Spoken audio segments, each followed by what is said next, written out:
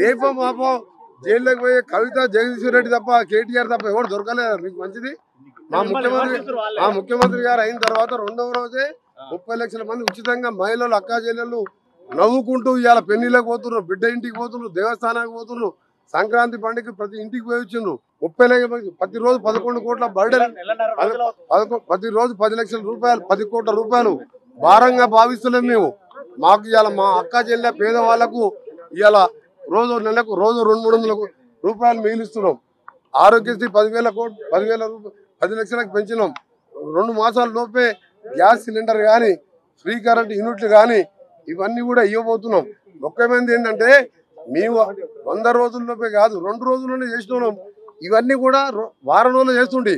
కానీ మా కర్మ గవర్నమెంట్ వచ్చిన మొదటి క్యాబినెట్ లో ప్రభాకర్ రావు అనే 82 ఏళ్ల ముసలా యంగ్ యువకుని పెట్టుకొని 70,000 కోట్ల రూపాయల నష్టాల బారుపడి యాదాద్రి భద్రాద్రి ఛత్తీస్గఢ్ కరెంట్లో కొనుగోలులో ప్లాంట్ నిర్మాణంలో నామినేషన్ బేసిస్ మీద 70,000 కోట్లు నష్టాలు పరిచిన ఆ పెద్ద మనిషి మీటింగ్ ముఖ్యమంత్రి గారు పిలిస్తే కూడా రాకుండా తప్పిపోయాను.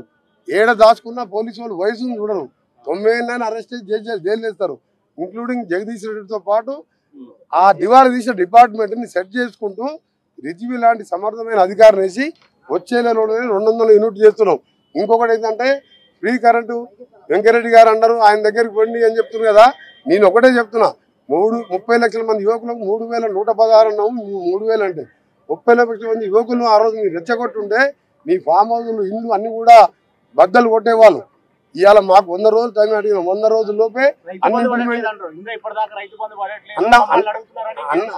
అన్న వారిని మీరు చెప్పుతోని కొట్టండి. అంత ధైర్యం లేకపోతే బుద్ధిగా ప్రశ్నించండి. మీరు దళితుని ముఖ్యమంత్రి చేస్తే తల తీసేసుకుంటా అన్న మీ నాయనకి ఇంకా తల ఉందా లేదా? డబుల్ బెడ్రూమ్ కడితే అల్లుడు బిడ్డ వచ్చే మంచి వాళ్ళకు సపరేట్ బెడ్రూమ్ అన్నాం, డైనింగ్ హాల్ అన్నాం, పెద్ద మొత్తం ఇంత కళలు చూపించినాం. ఒక్క ఇల్లు కట్టలేదు ఊళ్ళల్లో, ఒక రేషన్ కార్డు ఇవ్వలేదు. ఏ ముఖం పెట్టుకుని కాంగ్రెస్ ప్రశ్నిస్తున్నారు? మేము మాట్లాడాలంటే వాళ్ళకంటే నోరెక్కువ ఉంది.